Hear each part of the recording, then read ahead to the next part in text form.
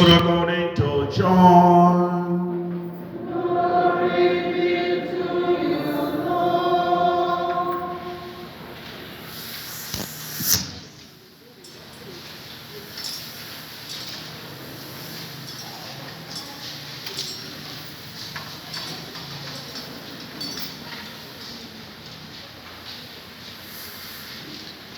At that time, Jesus said to his disciples, "This is my commandment, that you love one another as I loved you. Greater love has no man than this, that a man lay down his life for his friends. You are my friends if you do what I command you. No longer do I call you servants, for the servant does not know what his master is doing. But I have called you friends, for all that I have heard from my Father, I have made known to you. You do not choose me, but I choose you, and appointed you that you should go and bear fruit, and that your fruit shall abide, so that whatever you ask the Father in my name, he may give it to you." The Gospel of the Lord. Praise be to you, Lord Jesus Christ.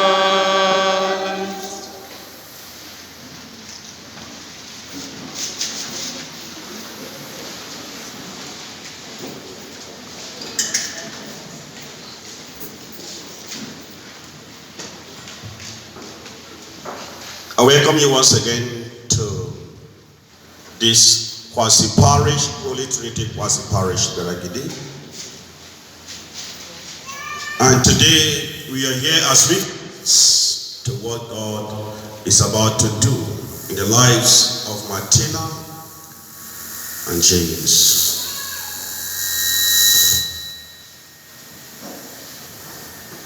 Our text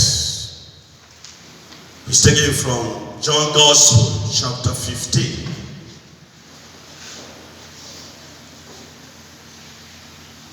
Verses 11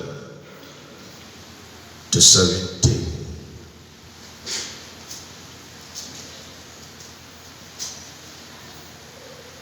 When you read verse 11, it says, "These things I have spoken to you." He was talking to his immediate members, the apostles. "These things I have spoken to you, so that my joy may remain in you, and that your joy may be full."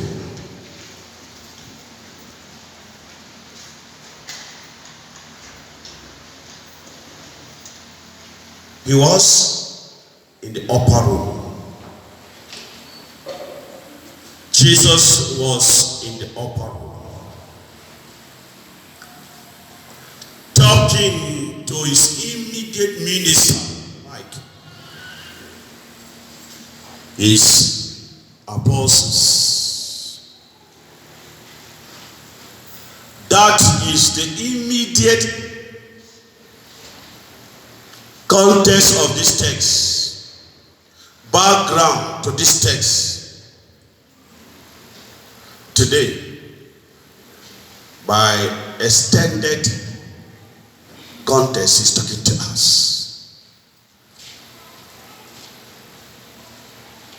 And if you go down again, he is talking to Martina and James in particular. They are the couple who have brought us here.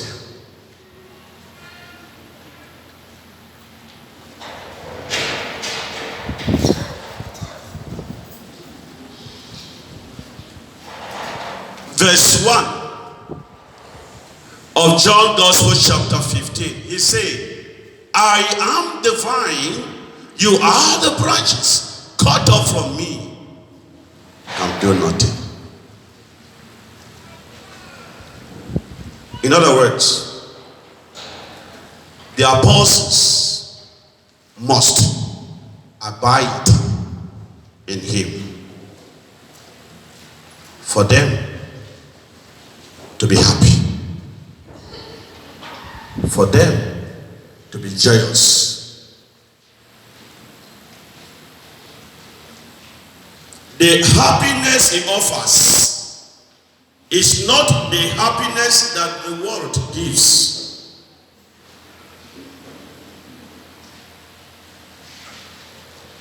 And until you abide in him, you will not experience this happiness he is talking about.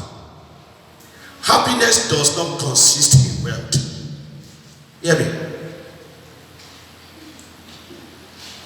The world, the society, sees happiness, ascertains happiness in terms of wealth. That is elusive happiness. When the wealth, the riches disappear, what happens?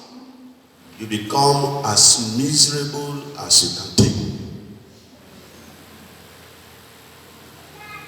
So Jesus wants you to be happy.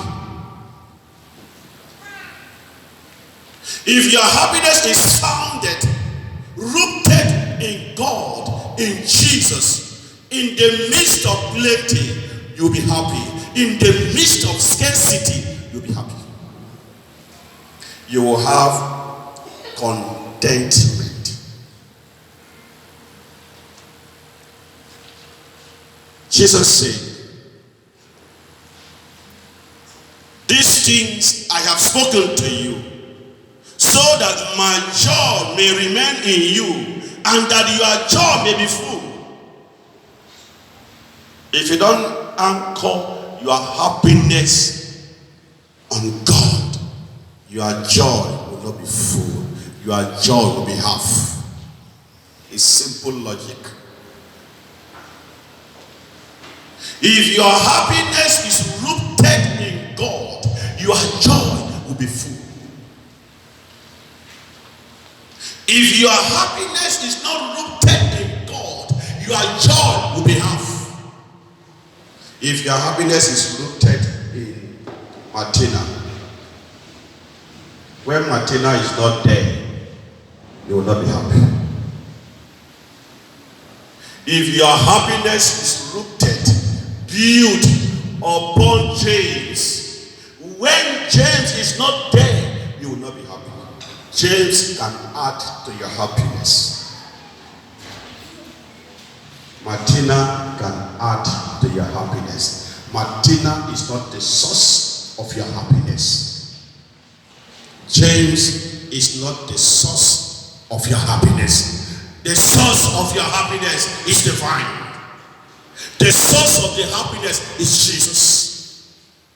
And that is why you must know him. And he went on to say, in verse number 10, if you keep my commandment, you will abide in me. You will abide in my love. In other words, you will remain in my love. If you keep his commandment. If you keep my commandment, you will abide in my love. Just as I kept my Father's commandment and abide in his love. This is the source of his joy. This is the source of his happiness. The joy came as a result of the fact that he abide. He pleases the will of God. He was obedient to God Hear me. He was obedient to his commandment, not obedient to Obi. So that you will not link me to think that I'm talking about the other obedient that people are talking. I'm not talking about the other obedient. I'm not partisan. He was obedient to the Father. You must be obedient to God. You must obey the commandments. That is the source. And he told the disciples, if you want to have joy, you must keep my commandment. And I will abide in you. Because I will be your source. We are choosing for joy. Everyone is choosing for joy. Martina, you have been created and chosen for joy.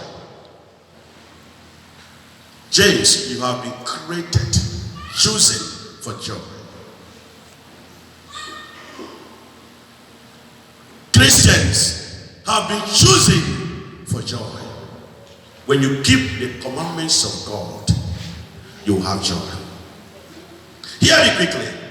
God will not tell you to do that which is impossible. So for God to have said it, that means it is possible.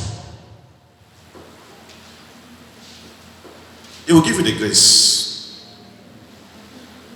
But people sometimes misunderstand that word. The grace is there. The grace of God does not destroy nature. Hear me. When the grace of God does not destroy nature, the grace of God is built upon nature. If you don't respond, you still remain where you are. You need to respond to the grace of God. I used to tell people, we don't have naked wire here. But if you check the way this building is wired, if you trace from this point to this point, there's a wire inside. And if you want to get light, you make effort to open this place to get wire, to get the light. If you remain here, the light there will not come out. If you want to be a happy person in your marriage, you cooperate with the grace of God.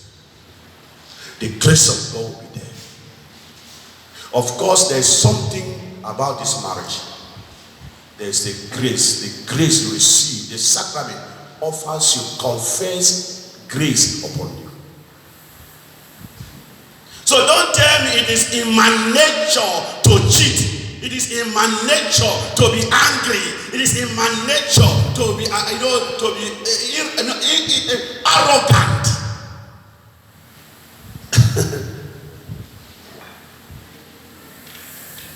The grace is there. You can do it. God will not tell you to do that which you cannot do. The fact that he has chosen you to be the husband of Martina, he has given you the grace to be a husband. Father Clement cannot be a husband. As I see you, sir, at a surprise. If you say you want to marry me, you will die. I will leave you. But you cannot sit there to think that you can be a priest. And that is why some of you are still surprised. How this speaking will be father, and how this speaking will remain like this till eternity. He has given me the corresponding grace to be a priest. He has given you the corresponding grace to be a married person. So you have sufficient grace. He told Paul, my grace is sufficient unto you, and that my power is made manifest in your weakness. He knows that you are weak. Cooperate with the grace of God. You will see, you will do things that, unimaginable things in your life, in your marriage. So, he wants you to be happy. He wants you to be joyous. Don't go and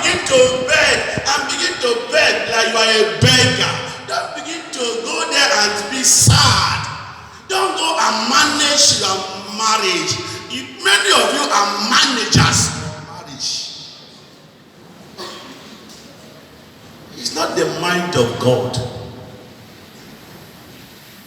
My father, I'm just managing. I'm there because of my children. So it has reached that level. Hear me? So it has reached that level. Women, most I hear women say that, Father, I am just there because of my children. If you say that because of my husband, and for them go see, you are managing.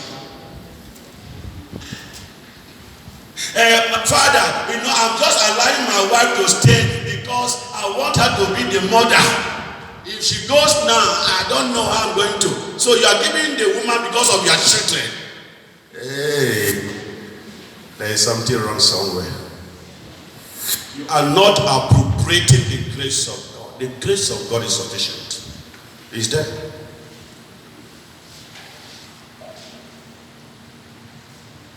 There is always joy in doing the right thing.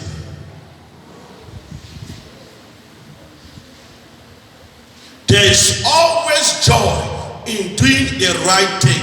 And here, the right thing is to keep the commandments of God. Dear friends, Brother James, if you should keep the commandments of God, you keep the commandments of God, your marriage is on the order. Because if you have the fear of God, when you step on her, you know that you have stepped on him. It is against the commandment. If you have the fear of God and you keep the commandments of God, when you see a outside and you want to go there, your God tell you that going astray. You are going astray. Can you give me another mic?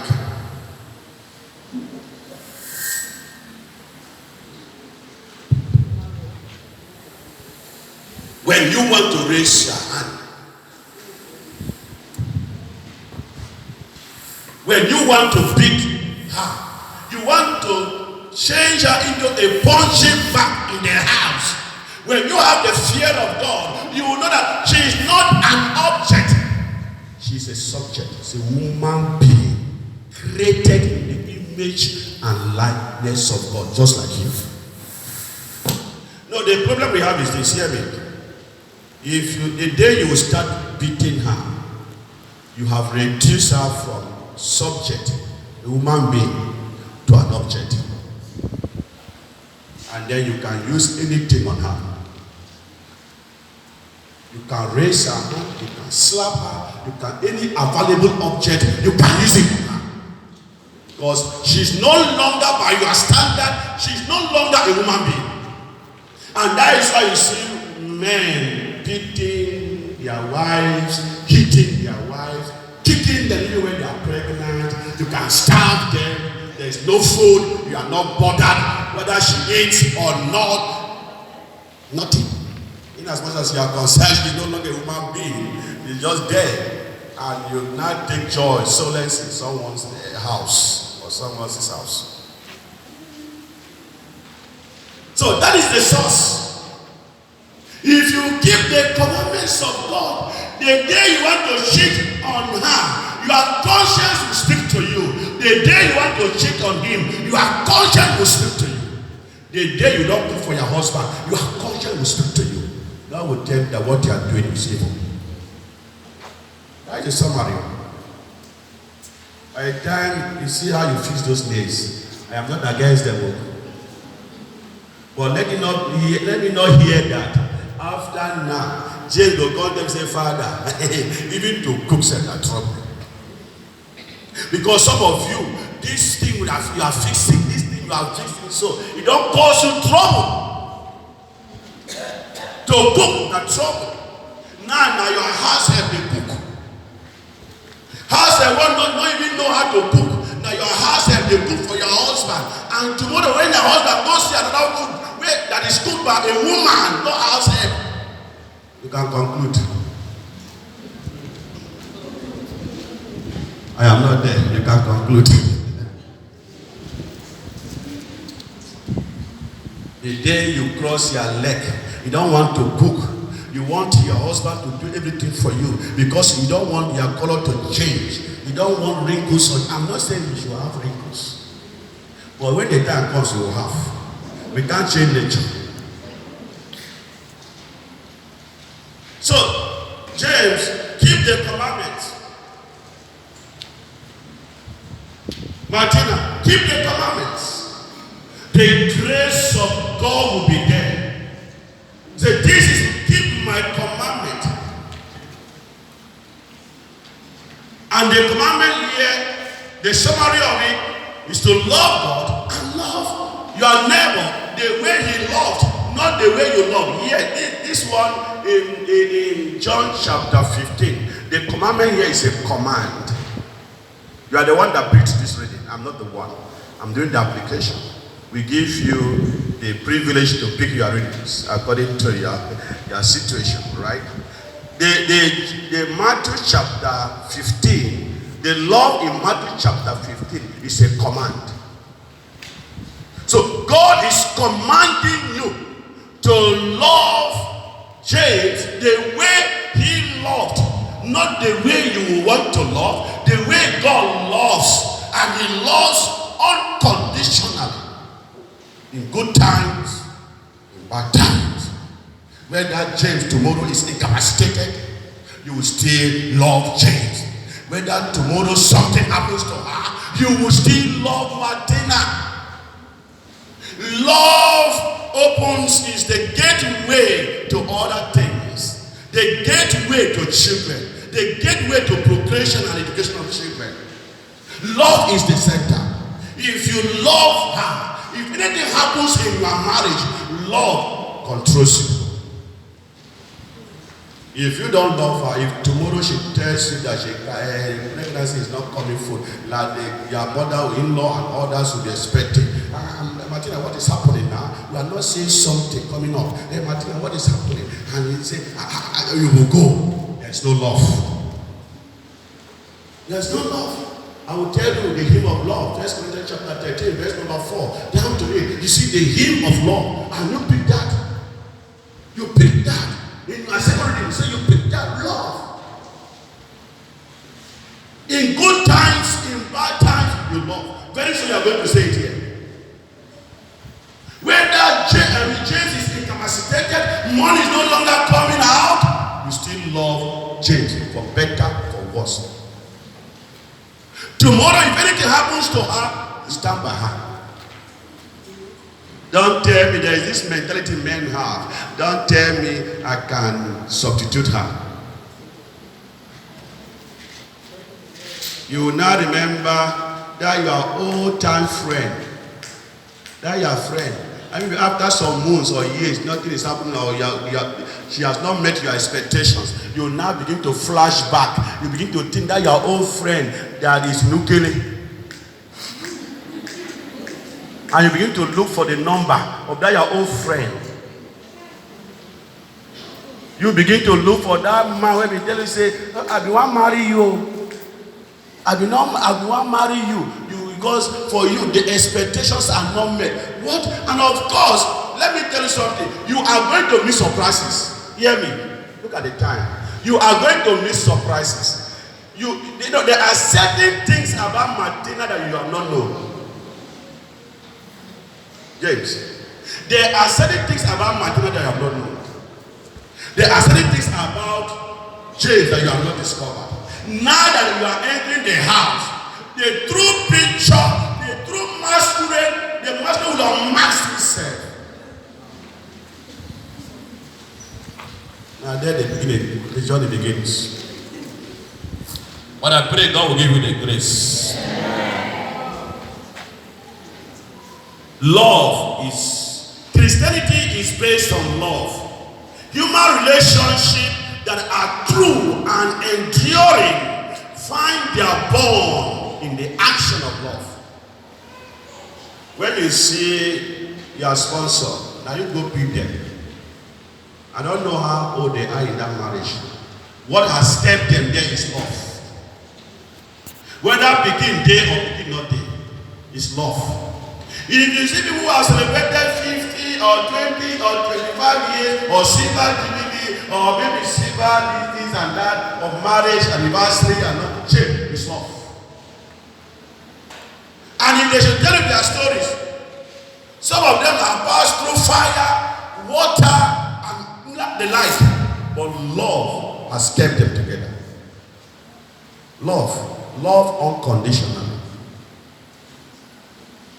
Jesus said, and he demonstrated that. He was not just preaching, he lived it out. He said, no man can show greater love than to lay down his life for his friends. He died for us, even as sinners, his enemies. He died. You must kill your pride for marriage to come up. You must kill your selfish desire for this marriage to work. You must kill your stinginess for this marriage to work. You must kill this stinginess in you if you have for marriage to work. He died. He laid down his life. You must lay down, even your last blood, do it for her. Adore her. You don't have any other man again. So if you cannot give him love, who else will you give love? If you cannot give her love, who else? You want to share it? When they call you by 10 p.m., all those men who are seated here, they will tell you. Some of them experienced it. They share it. Because they have shared their love, they are not free. Everything they make them uncomfortable. If you are shadow, the woman's shadow should pass, the man will be scared. Likewise, the woman will even worse because men get hurt. Any woman that goes on cheating, if your husband clothes they shake self, you dey fear. They will call you by 10 p.m., 10:30 p.m., 11 p.m. You are picking. Who they call you? And when your wife asks, now who they call you, say, when did this one start? So you can afford to go and sleep with any woman and then carry the blood of that woman to come and put in my own body. And you think I have no right. Think about it. Before I wed you, think about it. Men will think that they can go and sleep with women, and then the woman will sit at home and will not open the door when you come. And you still want to sleep with your woman after going to mess up with other women. She'll be a refuse bin.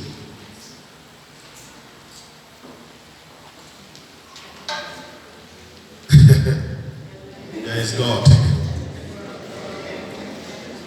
I'm not just saying to women or men, women do it. Their own year, they will do and sit as if they have not gone out.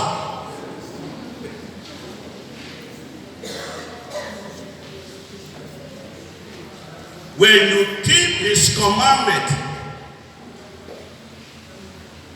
this qualifies you to be his friend.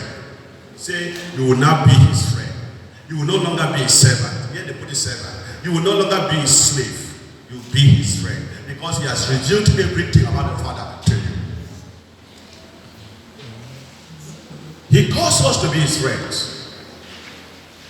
He offers an intimacy. When he says, you are no longer slaves, you are now his friends, he is calling for intimate relationship. And that is what he's asking you to do. She is not your slave. Neither are you her slave. It calls for intimate relationship. What are you hiding now? If you go into intimate relationship, what are you hiding?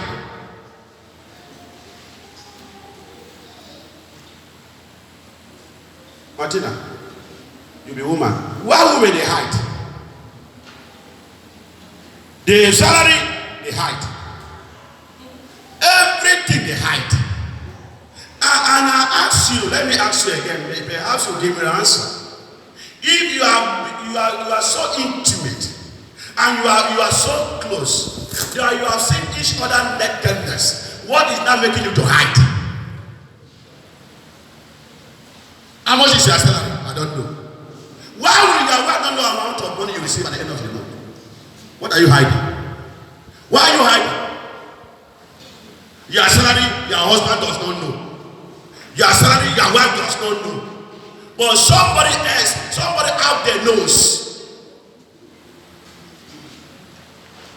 For those who share their love, let me tell you, don't go. Don't join them. If your salary is 10,000 naira, you will use 5,000 naira for that woman outside and add a beg.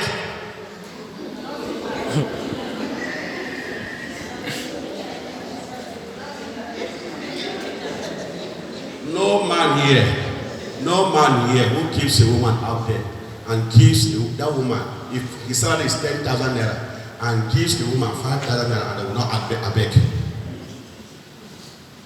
I'm not saying they do it, they also do it here. You can challenge me. No man, I'm telling you, no man who keeps a woman out there and his salary is 10,000 naira, if he gives 5,000 naira to that woman out there, he must necessarily add a beg, manage. But you cannot give this woman 5,000 naira and say, I beg, manage. Don't go and join them. Be happy in your marriage. And for those who are doing it, you can repent. God is bringing you to this marriage so that you take a decision. He wants you to be happy in your marriage. So why are you unhappy?